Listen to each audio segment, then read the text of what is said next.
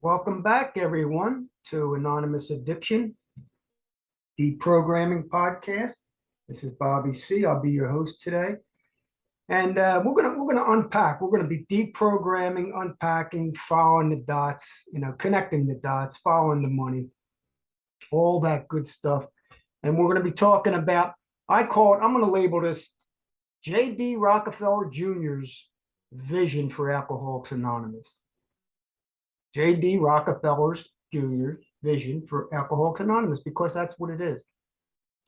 Bill W. was he was a marketing, he was the marketer, he was the promoter, and there's nothing wrong with that. And Rockefeller seen that back in 1937, a couple of years before Bill even started to think about writing the big book or anything. But we're gonna dig into it.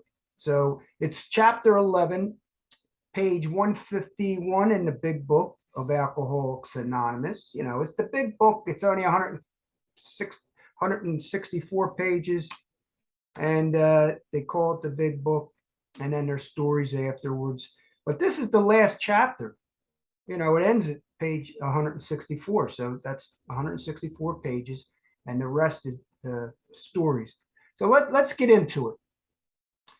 First of all, I like to just say, as Alcoholics Anonymous, as a religion, I don't have anything wrong with that. I was in there. I was in Alcoholics Anonymous. I belong to the religion of Alcoholics Anonymous. People say it's not a religion? Well, it was created to separate religion, like Catholicism, like I was born and raised into, because I was born a Catholic. Okay. But I didn't like that religion, because I had to sit there, I had to pray. And back in them old days, they even spoke in Latin, and then they started translating in English. But I had to sit there, I had to do all my rituals, as a young kid. I didn't like that. I didn't buy that. So here I am, I'm in my 30s, 32, 33, I'm 34. I'm going to Alcoholics Anonymous back in, 38 years ago. And I get involved with this group because I didn't join many things. So this thing was kind of cool. I had a friend coming over. His name was Lonnie. He took me to my first meeting, and he was cool. I liked him. He had 2 kids. My wife was hanging with his wife. This was okay. We were driving over there. He was a construction dude. He never tried to push a big book on me or do anything. So I'm going to these meetings, and little do I know, I look back now, it's a religion. So I'm joining this religion. They're trying to get me to God and turn my will and my life over to the care of God, and all this stuff from the very beginning. But I didn't go to a step meeting for a year. So how did I stay sober? I didn't go to a step meeting for a year, and I maintain my sobriety, whatever they want to call it. But getting back, a vision for you. Here's another thing. It works if you work it. Yes, it does. And I'm not telling him, yes, it works if you work it. See, that's the trick. The only requirement for membership is a desire to stop drinking.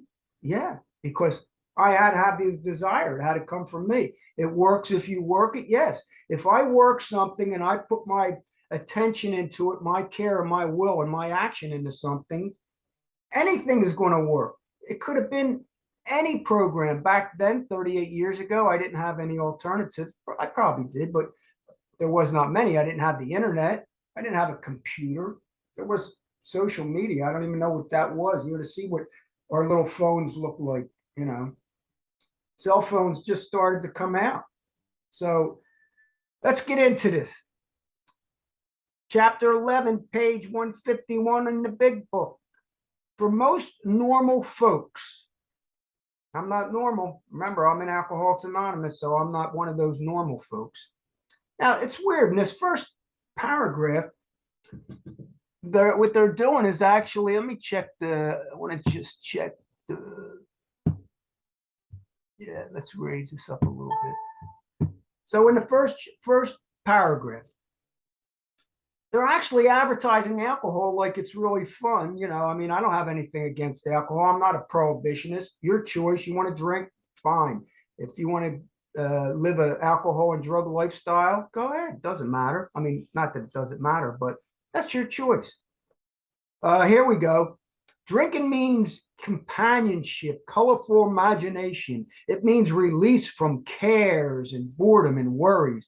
It is a joyous intimacy with friends and a feeling that life is good. That's their description of alcohol. I don't know.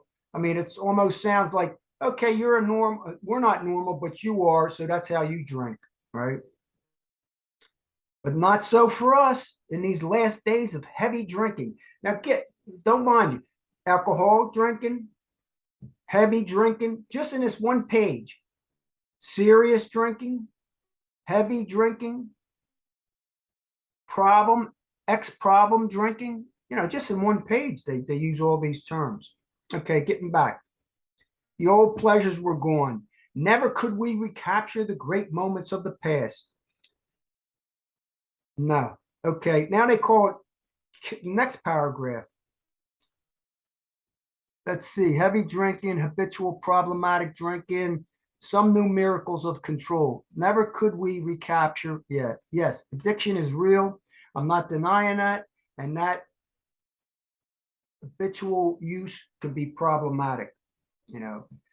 I'm not trying to look, I get a lot of comments. I don't call them negative or positive. I get comments. The comments that I read or the last comments I got were, I'll pray for you. I'm going to pray for you and your subscribers.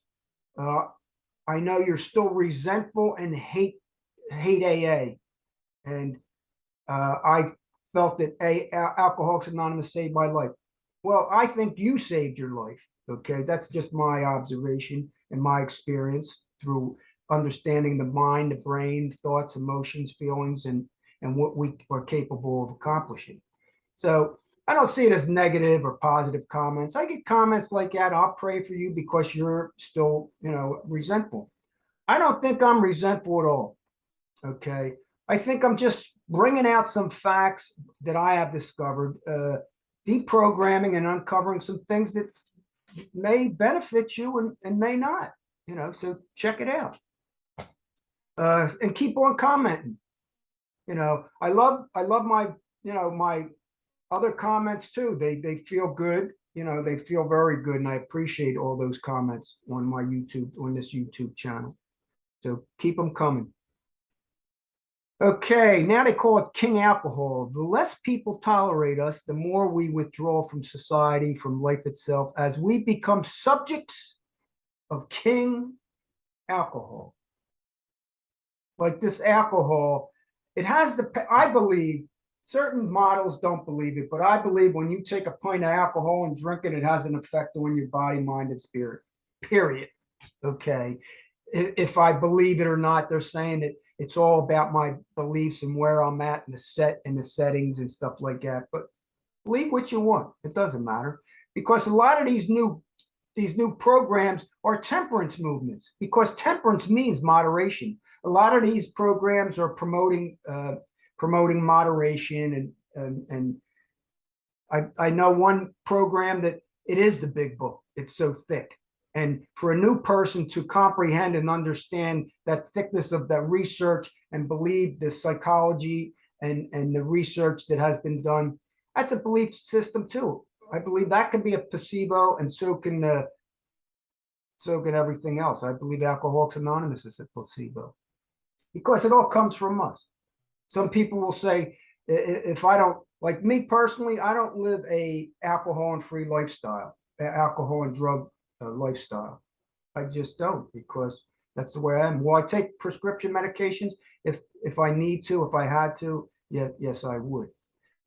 Am I do I do podcasts about the pharmaceutical industry? Yes, I do. And I'm going to do a lot more about the alcohol industry because of the devastating consequences that alcohol has on society. I cannot deny that. I just can't deny it. People say it's minimal. There's not a lot. It's the most dangerous drug in the world. Okay. And I'm not a prohibitionist. I'm not a temperance person. I'm not a anti-alcohol drinking, anti-drug drinking. We have doctors that are promoting, big boy drug use. So they say they can moderate, and that's good. They can moderate. Anybody can moderate using a drug. And there's a reason for a lot of Dr. Hart. If you look him up, he talks about addiction and getting good drugs instead of street drugs, and having testing sites so you could test the drug and make sure if there's an agenda to everything. Okay, I don't care what it is. So and then here we go. They talk about the king alcohol, shivering four horsemen, the terror, bewilderment, frustration, despair of unhappy drinkers who read this page. We understand.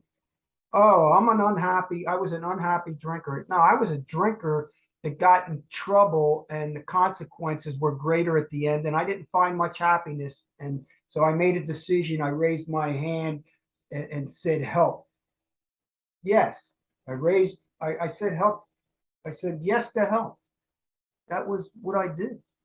And I was done. I said yes to help. I wanted to be done. I wanted something else. Yeah, I did. And I had a desire. A desire just means wanting.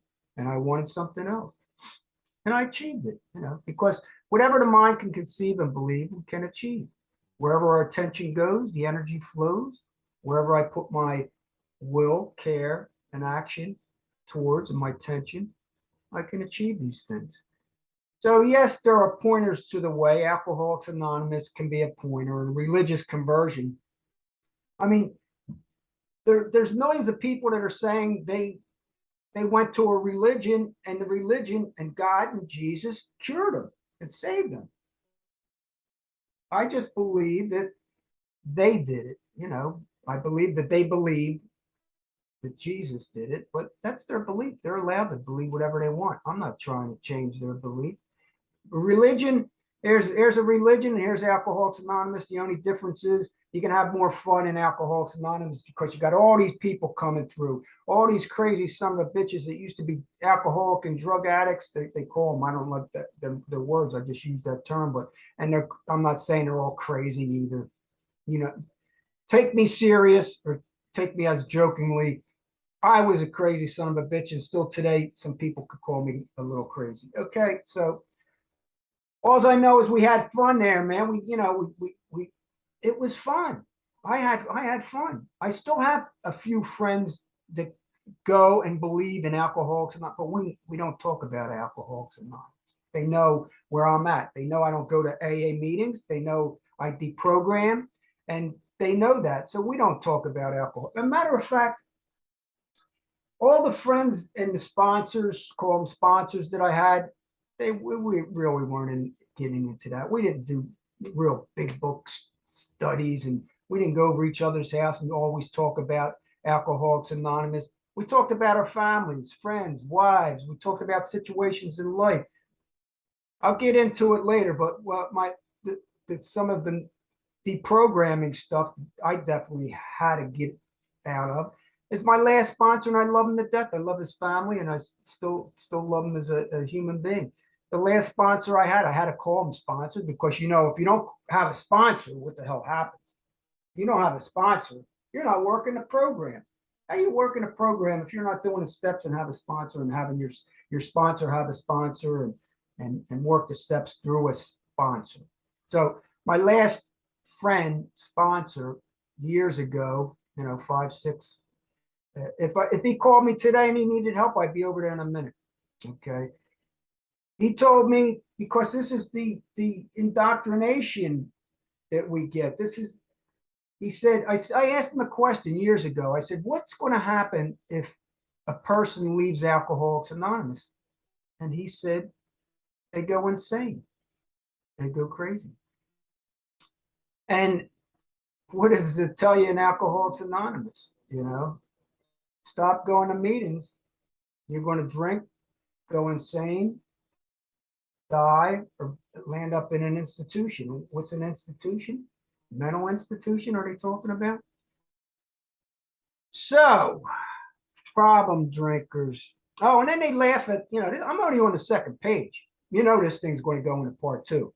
I know it now. I can feel it. So I'm only on page 2, the second page. And they laugh. As ex-problem drinkers, we smile at such sally. We know our friend is like a boy whistling in the dark to keep up his spirit because, because he said this. I don't miss it at all because this guy stopped drinking. I don't miss it at all. I feel better, work better, and having a better time. Now, this is what they say to a person, and they call it, look, this is, I'm only at the bottom of the first page. Now and then a serious drinker. Now I'm a serious drinker, and I'm serious about this. Being dry. Yeah, it says it right here. Being dry. So they're labeling the serious drinker to drinker. You're being dry when you stop. And if you think you don't miss it and you're feeling better and you work better and having a better time, you're fooling yourself. He fools himself. It says it right. I'm not making this stuff up. I am not making this stuff up. I'm reading it out of the big book, 164 pages, and I'm at the end of it. The vision for you. I call it Rockefeller's vision for Alcoholics Anonymous because he designed this thing. And I'll show you exactly how he designed it. Matter of fact, I could get into it right now, but I'll wait a little bit. He will wish, listen to this. This is the third paragraph. We're only on the third paragraph. Okay. He will be at the jumping off point. It's talking about the serious drinker to stop drinking and feels like he's doing good. He will be at the jumping point. He will wish for the end. What does that mean? Suicide? He will wish for the end. Talk about fear, guilt, shame, threatening, coercion, persuasion, coercive persuasion, indoctrination, subliminal messaging, osmosis. We now show him he got out from under. I shall be stupid, boring, and glum like some religious folks. If I have to go into this program, won't I be stupid, boring, and glum? Yes, there is substitution. Have you a significant substitute? Yes, we have. It is vastly growing. It is called Alcoholics Anonymous. There you will find release. You look up the word release. They talk about release, okay? Release from this disease, from this cure. They're going to release me from care because they're going to want me to they're going to ask me to give my care over to them. So that's the release of care. Release of care. Give my will and my life over to the care of Alcoholics Anonymous. They're going to release from care, boredom, and worry. You won't have any more care, boredom, or worry. You won't be bored anymore. I still suffer with, feelings of pang of boredom, but now I learned to, after years and years of practice, learn that boredom, I embrace it sometimes. I like to be bored. I like to be by myself. I like to be alone. Being alone with myself and enjoying that. It's not because I'm a loner, even though the more I get into this stuff, the more I do become enjoying loneliness or being alone. So they're going to give us a release. Now you alcoholics are dying helplessly like people in the sinking ship. Now remember, this is written 1939. I'll get into a little bit. 1939, this is written.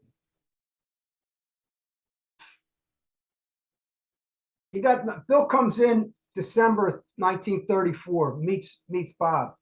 Okay. Bob gets sober. He only has a couple weeks sober. Bob gets sober, and they meet Bill D, who's the third alcoholic. And that's the start of it. So 1939, that's 4 years later. 4 years, Alcoholics Anonymous. And if you want to research stuff, go ahead. You can research Alcoholics Anonymous archives, but they're only going to tell you the accounts of the members. They're going to only talk about the members and what they recollect, and they'll be writing it down, even way back from from the beginning. They're only going to know Henrietta Siblinger. Henrietta. They connected Bill and Bob. She's only going to tell you her account. There's a tape that she has. She only knows what she has going to have. She doesn't know what's in the mind of Rockefeller, J.D. Rockefeller Jr. She doesn't know what's in his mind, because I do, because I look back and I look at Rockefeller family, how he made sure that the foundation, Alcoholic Foundation, was established, and how he had to buy back the stocks because Bill and Hank, and how 1938, Frank Hamas, who was sent by Rockefeller to check out, this is 1939. There was no name. There was no name. There was no name Alcoholics Anonymous. There was no book. There was no steps. People were staying sober because they had a desire and they wanted to. There was none of that. People say they go back to 1934, 35. Go ahead. 36, 37, 38. I got it all here. I got it all documented. It's all starts to uncover in 39. Okay, but Frank Hamas did the Frank Hamas report. Look it up, Frank Hamas report. He was sent by Rockefeller to check out this Bill W. dude, this Bill Wilson dude, and this thing, because Bill's brother-in-law hooked him up, because Bill went to his brother-in-law. He needed some cash. He needed some money. So Bill went to his brother-in-law and checked it out, and he talked to him. Because Bill was in the Oxford group, and they were all in the Oxford group. I mean, in the beginning, Lois and Bill was in the Oxford group. Bob was in the Oxford group. All of them in the beginning were in the Oxford group. Alcoholics Anonymous didn't start their own program. It was all the Oxford group program up until 30. Once they started to write the book, then in 39. I think 39, 40, that's when it changed over. Still belonging, in 1937, still belonging to the Oxford group, large home at Henry and Clarence Williams. Dr. Bob sometimes joined the group.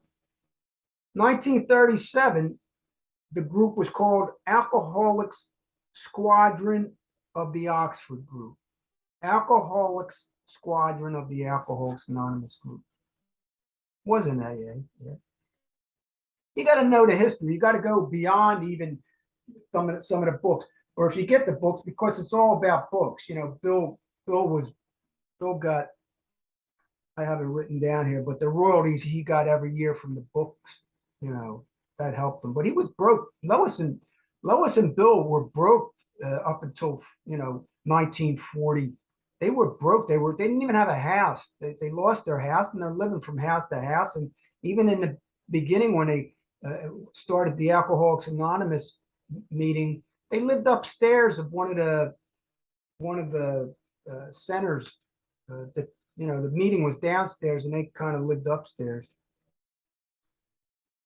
All along, they were broke. Who do you think? Frank Hamas came around in 1937.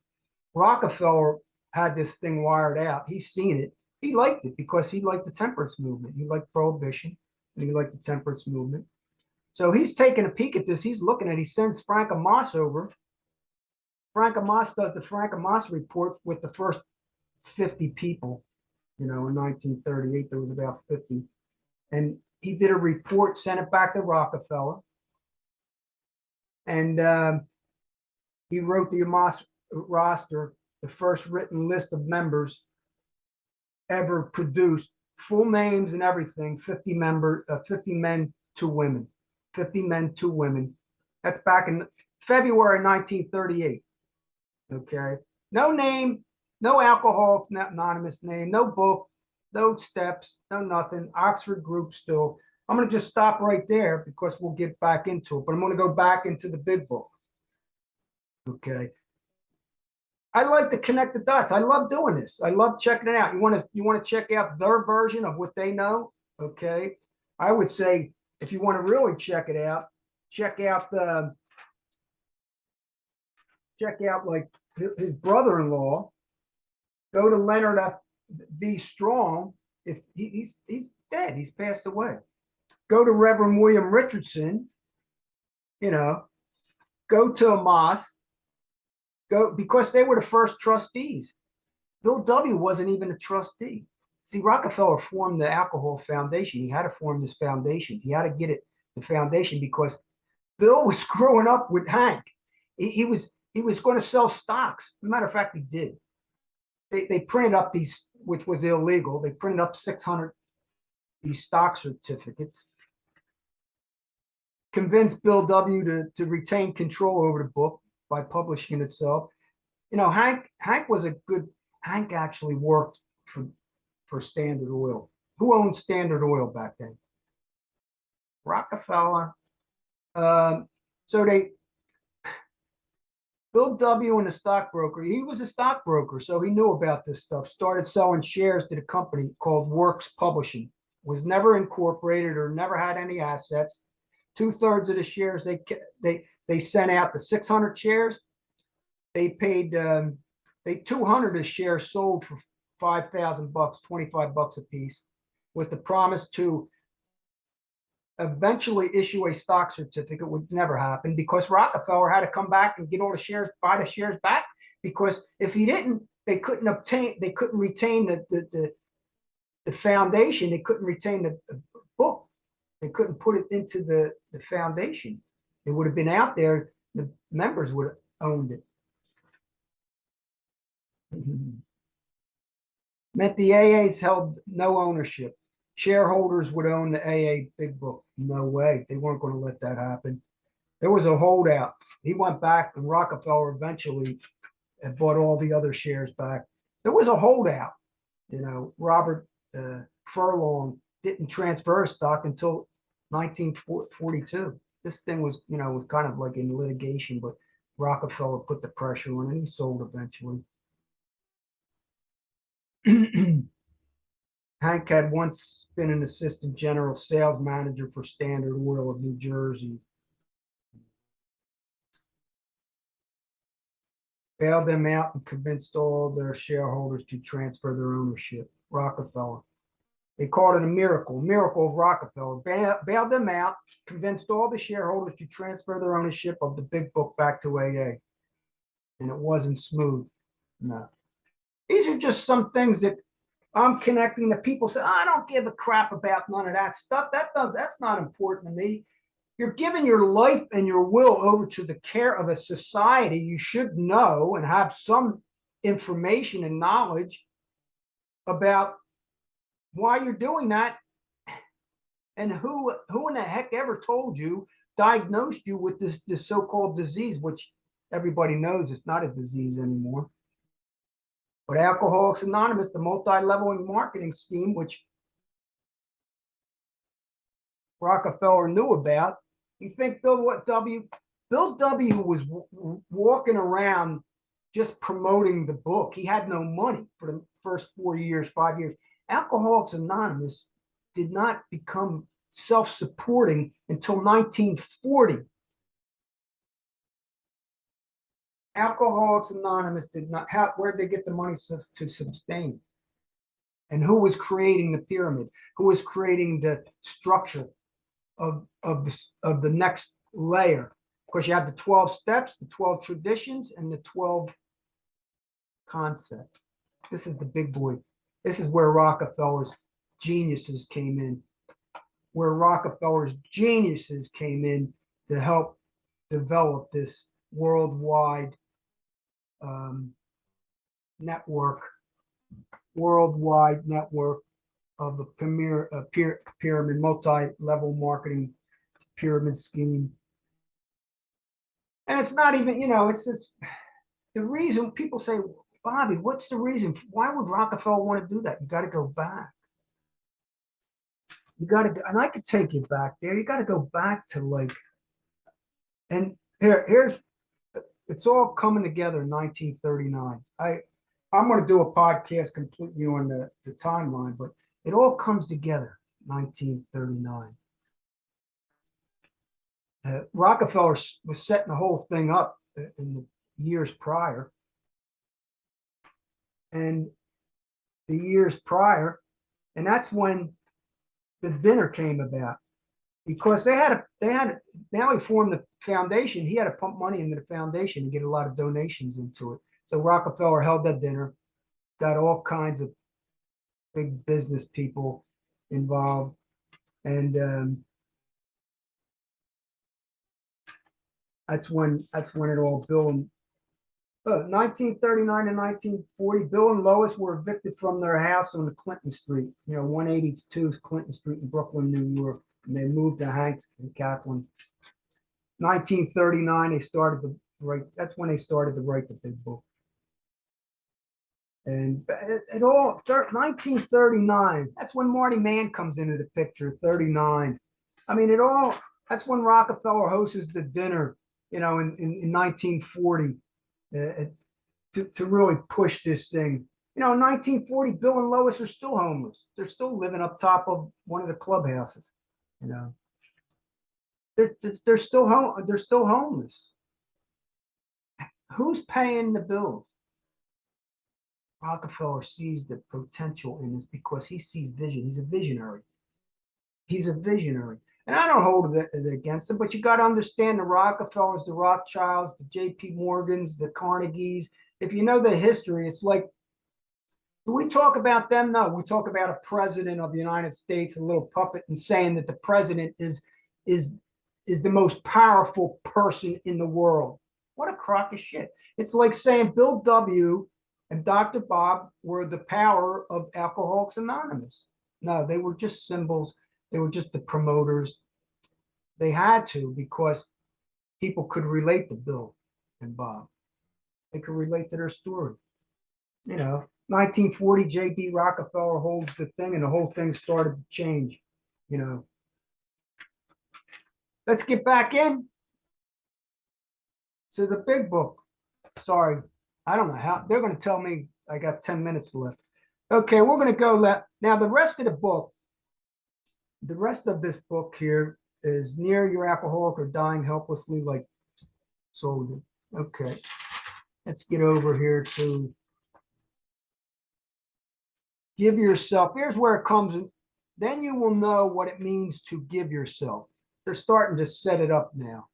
Okay, they're giving you a little taste of it. Now they're going to set it up. They're telling you that this book launches on. Here's the vision. You think that Bill wrote, you think Rockefeller and his advisors didn't have anything to do with this. They seen the future of this. Okay. Bill was still broke. Okay. The book is launched onto the world tide of alcoholism. Defeated drinkers will seize upon it to follow its suggestions. They will approach still other sick ones, and the fellowship of Alcoholics Anonymous may spring up in each city and hamlet. Havens for those who must find a way out. And they tell you to go back to working with others, because that's the whole pyramid scheme. One person sponsoring two people.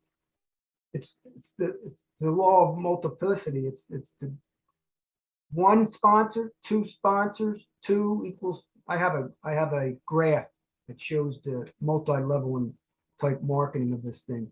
Working with others. Go back to working with others and getting a glimpse of the future by recruitment. Years ago in 1935, I found two typos in this page. Okay, 153. There's a typo. Years ago in 1935, one of our numbers, it meant members, I guess, and they're starting to talk about Bill W. So they're gonna lay out the story of Bill W. because you didn't get the books yet. They didn't write the books yet of all the other books that kind of tell the history. So they're telling it here, 1939, 1940, they're telling this story of the future. So they're projecting what Rockefeller's setting up for the future. Why? We'll get into why. First of all, he bought out the German pharmaceutical industry. Okay, a few years before he got into the German pharmaceutical industry, and he was taking over the medical industry. I mean, he hijacked the AMA, and that's when all the education, and he pumped millions and millions and millions of dollars. I'll get into that in another podcast. Pumped millions and millions millions into education, educating universities, schools, and colleges on all this different types, even cancer. He was involved in the cancer industry way, way, way back. So it's telling you that Bill meets Bob here. Bill has a few months sober. Bill W. sober 6 months, meets Bob. Everybody knows the story. So check out the story of how Bob met. I mean, 6 months. Now, Bob has weeks. Okay. Once he got a couple weeks, they talk about the disease. They talk about alcoholism. And Bill and Bob they got to get another recruit. They got to get somebody else. They got to multiply this thing. And look, I'm not denying that Bill and Bob meeting and sharing their experience doesn't help. There's no question in my mind that what Bill W. did, all I'm saying is Rockefeller took it over. What Bill and Bob did together was cool. I mean, it works. That's good. It's passing, but it's the Oxford group. It's a religious conversion, a religious transformation of what you think and believe to believing in God. And it's laid out over and over and over in the big book and the writings. A, B, and C at how it works. Find God. So they keep on talking about the spiritual activity.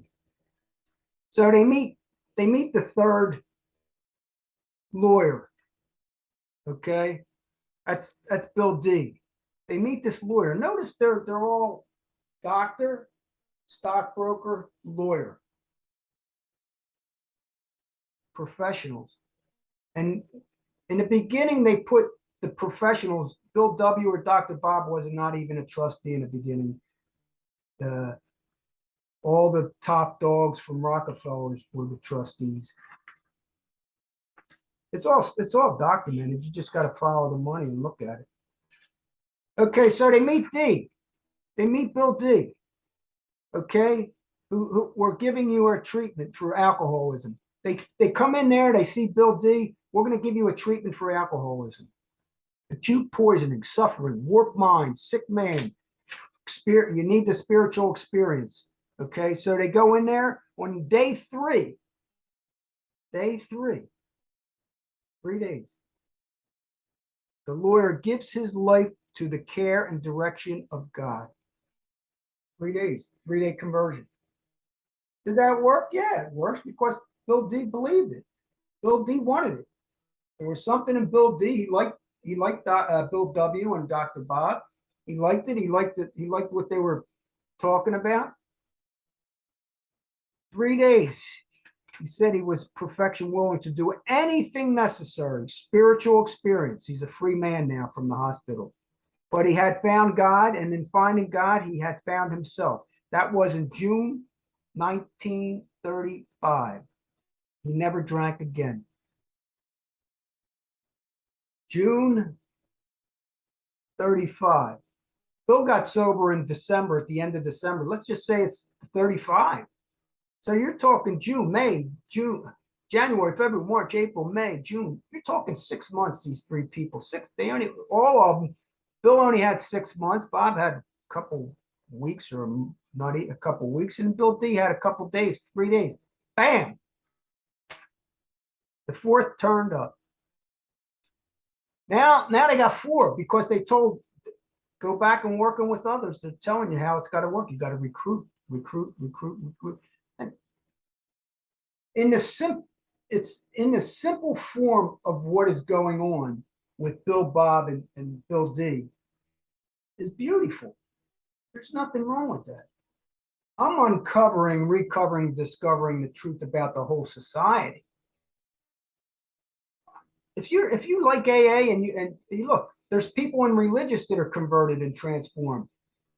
There's people in Alcoholics Anonymous that are religious and transformed. Okay, I'm not denying that. I'm not denying that people are living productive lives today because of that.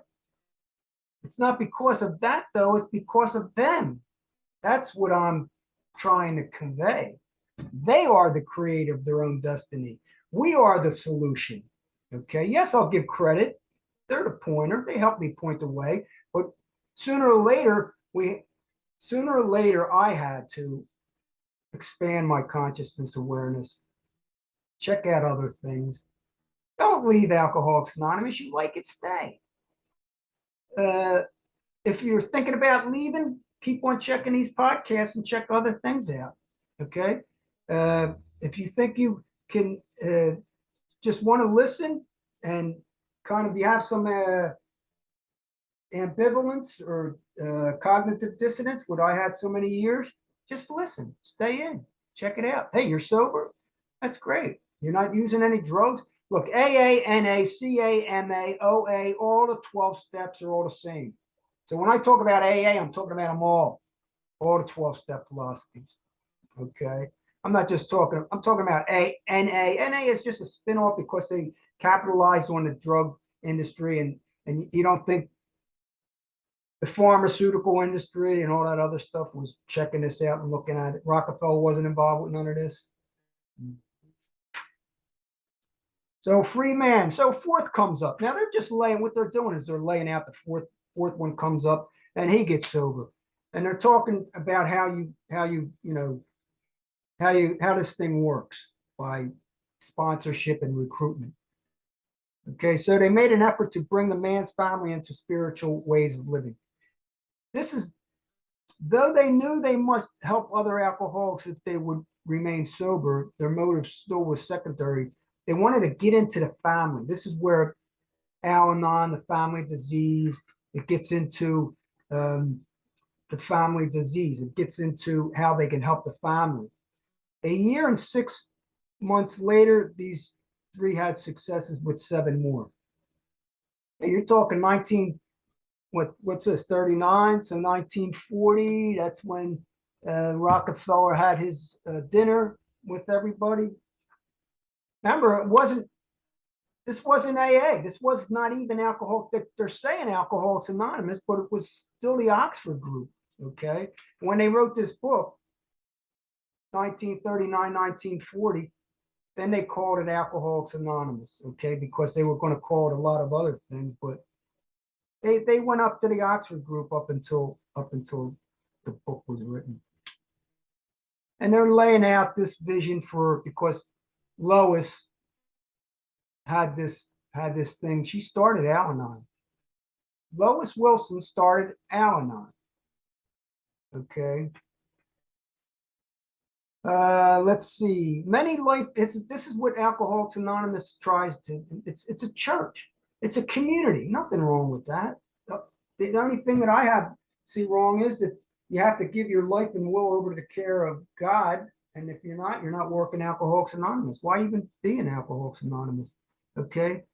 But life among Alcoholics Anonymous is more than attending gatherings and visiting hospitals, cleaning up old scraps, helping to settle family differences, explaining the disinherited son to his irate parents, lending money out, securing jobs for each other. When justified, these are everyday occurrences. No one is too discredited. This is a religious fellowship. It's a fellowship. Of course it is. I'm not denying it. It's not a beautiful thing in its simplistic origins. Okay. All I'm saying is if you're honest with yourself and saying, yeah, this is a religious organization, this is a religious community. We believe in God, and we believe that without God, that you are lost. And the only way to recover is giving your will and your life over to the care of God. So let's get back a little bit to a vision. Let's see. Have you a significant substitute? Yes. Vision for AA, promotional for the world. This whole chapter is a promotion for what's to come. Okay. And it came.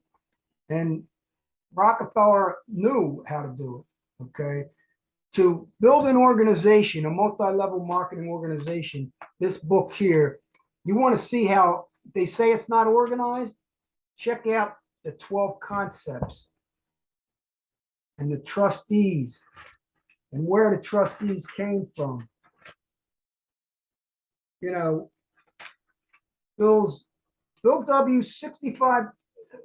Look, after this thing started to get rolling and they started to pump the book out, Bill was getting $65,000 a year in royalties just from this book. Okay.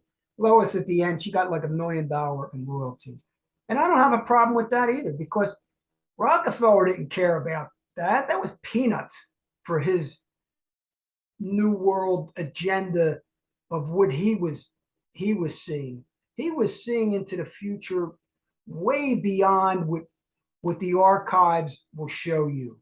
It goes way beyond that. This thing goes to the whole world industry of addiction and drug alcohol recovery industry, which is a multi-billion-dollar operation. And yes, it goes into the alcohol and pharmaceutical industries. Yes, it does. Like I said, 4 years later, still no name, no book, no steps. Frank Amos report, who was on the foundation?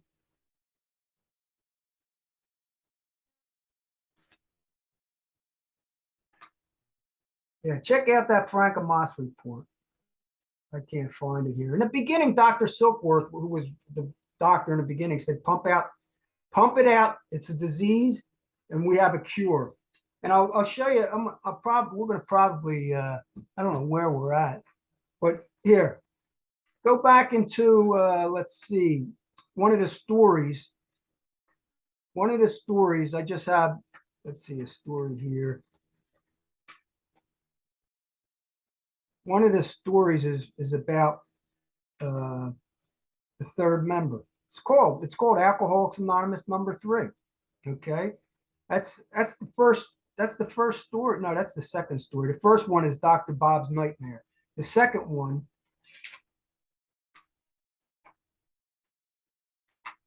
Dr. Bob's Nightmare, isn't even the story. It's just telling about Dr. Bob.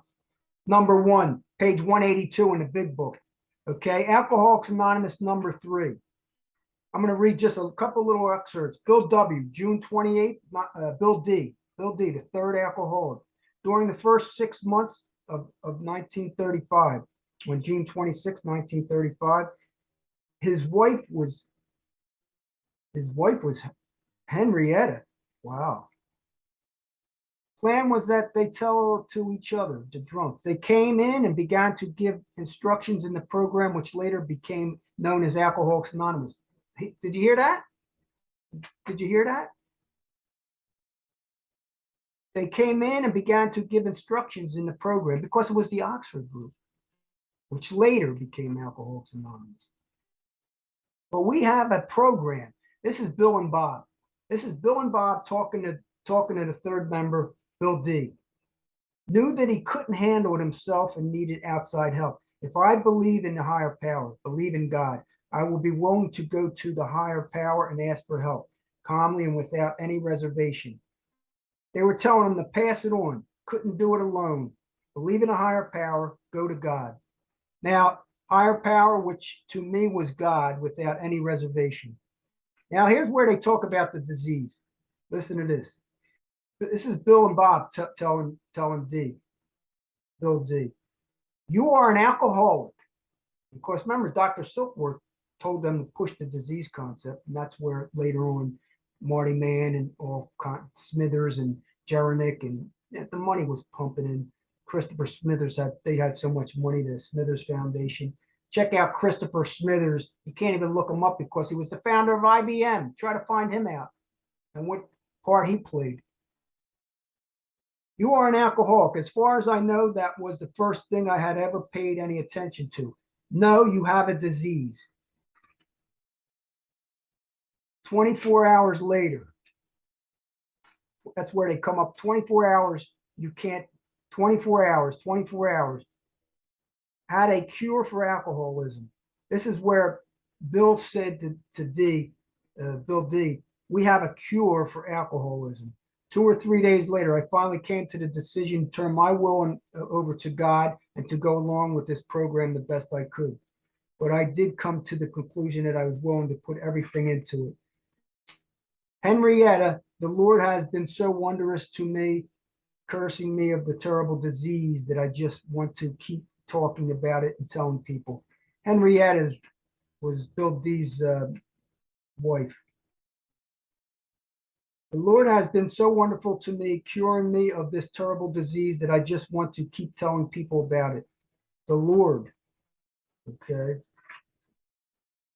It came into AA solely from the purpose of sobriety, but it has been through AA and I have found God. That's the first story. That's Bill D. But they're telling them, we have a cure. Bill W.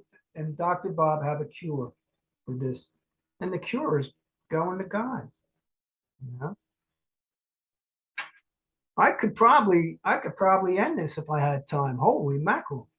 Let's just go right at the end of it to let's go right to the end of it to a vision for you. Reading it. This is read. It's a vision for you, read, just like how it's worked more about alcoholism. This is one of the readings that's read throughout the whole world. Alcoholics Anonymous to the world community. Our book is meant to be suggestive only.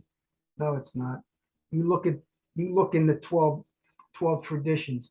They're not suggestions. If you think they're suggestions of the 12 traditions, you let me know. I could go back real quick and just do one of them. Okay, AA must continue to live or most of us will surely die. That doesn't sound like a suggestion. Ultimate authority. Money, no other authority than its own conscience. That doesn't sound like suggestions. Express any opinion. No expression of any opinion outside controversial issues, particularly those of politics, alcohol reform, or secularism. You make up your own mind. Look in the back of the book of the long version of the traditions. We realize we know only a little, but okay, they realize they know only a little. But now look, just in this reading, just in this one reading, okay, God is mentioned 7 times. God will constantly disclose more to us as we ask God in your morning meditation what you should do each day for the man who is still suffering and sick. Okay. See to it that your relationship with God is right. Abandon yourself to God as you understand God. Admit your faults to God and to your fellows. Clear away the record of your past. May God bless you and keep you until then. They don't have many, they only know a little, but God knows everything. God will reveal everything to you. And that's the only way you work in this program of Alcoholics Anonymous. Okay. Bill D was the 3rd member, 3rd day of spiritual experience. Never drank again. His wife was Henrietta. Gave his will and life over to care of God. And Bob and Bill said there was a cure, and that cure of alcoholism was Alcoholics Anonymous. So we could get back to some more things later on. I don't even have to do a part 2 in this. I'm going to leave it at that. Or let me go a little bit deeper into telling you the key players, the trustees. Okay. This is back in 1938, 39. Frank Amos was a trustee. Dr. Leonard Strong was a trustee. These are non-alcoholics. John Wood was a trustee. Bill wasn't even a trustee. And Frank Amos was a trustee. Okay, these were trustees. That's when they created the concepts. They were the trustees of the foundation. And you know what trustees are. Okay. So we're gonna stop there.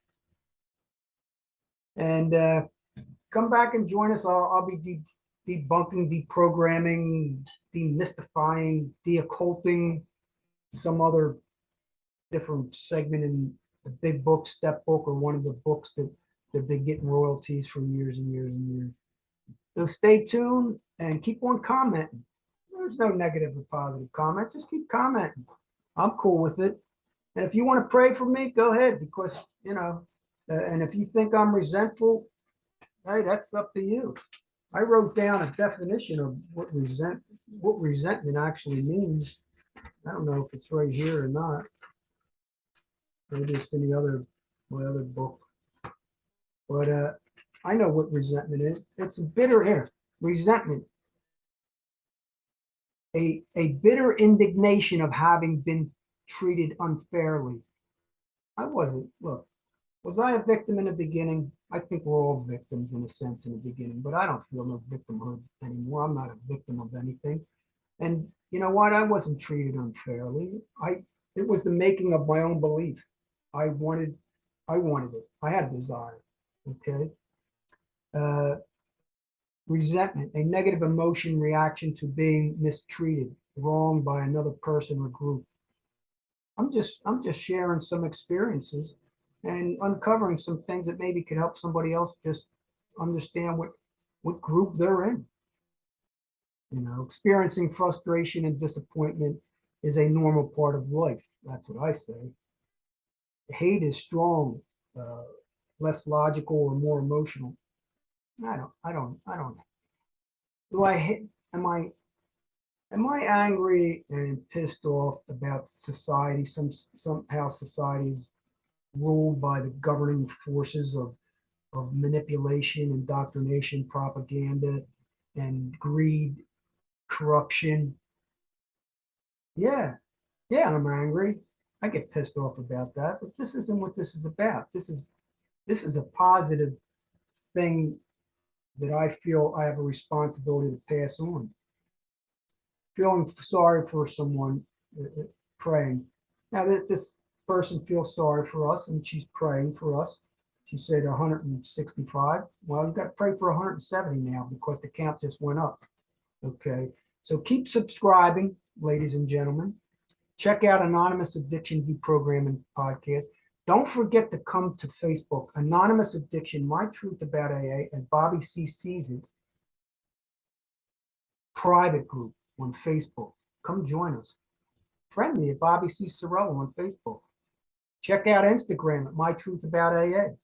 And don't forget to check out the newest thing that I feel really good about, involved in My Rehab Cafe, which is a rehab over in South Africa that's making strides of sharing information to outpatients about all types of alternative beliefs, alternative methods, and new cutting edge philosophy or wisdom on this, what they call addiction recovery.